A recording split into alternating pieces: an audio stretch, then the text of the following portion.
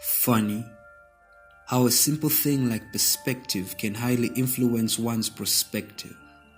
More bizarre than that is one's inclination to be introspective, but never quick enough not noticing the damage outside one's retrospective. I have always admired the fighter in you, the resilience that refused to bow to what you've been through, the defiance that has thus far not let life circumstances define you. A branch was cut from me, for a man I am, but yet I am a tree. From that branch he fashioned a bow and some arrows and said to me, shoot them free. And off you went into the distance, far off you were launched from me. A change in scenery is fun at first, but the adventurous spirit has an unquenchable thirst. So off you went in a frenzy, bulking up the hurt until there was an outburst. So then, would you cry me a river?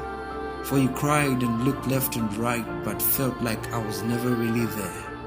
And in such times, access to help was rare.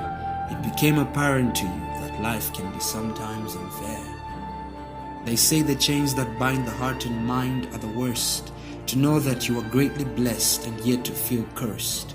So to what would one incline when faced with such a situation? The seemingly logical answer that one would be driven to is isolation. Trying to run from certain things is like trying to run from your own shadow. The latest fashion can't cover it up. It can't change the reflection of one who feels shallow. And so you believe that people don't change not because you judge them, but because self-judgment became your anthem. Anxiety crept in and made you afraid of your every problem, to which you simply said, Amen. But was I really absent? Was I oblivious to your descent? Was I among those that called you indecent? Was I a spread of the propaganda that fueled your deceit? Certainly not. I am the afterthought. I am one come to tell you what you are and to deliver you from what you are not. So turn here for a second and look at you from a different angle. For if you can't see things like this, then your perspective must be in a wrangle. Is it you who is broken, or is it the mirror through which you look at yourself? Is it you who is flawed, or is it the amalgamated glass through which you see yourself?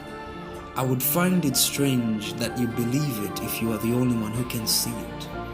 And only you can see it because it is not you who is damaged, but the mirror.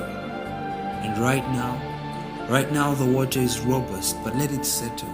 Let your reflection become clear. Then you would simply perceive it.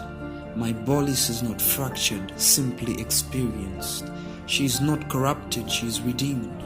Outwardly she is beautiful, but more impressively, I guess, is the beauty within. I understand what the world is showing you, honey. I simply don't agree. Flawed and daunted is not your pedigree. Then let my words proceed like a decree. Let the arrow once more fly free. Your definition is greatness and flawless. Your resolution must be boldness and awesomeness.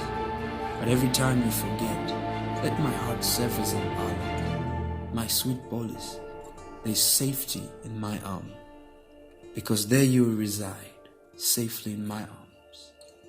I love you, my child. I love you to infinity and beyond.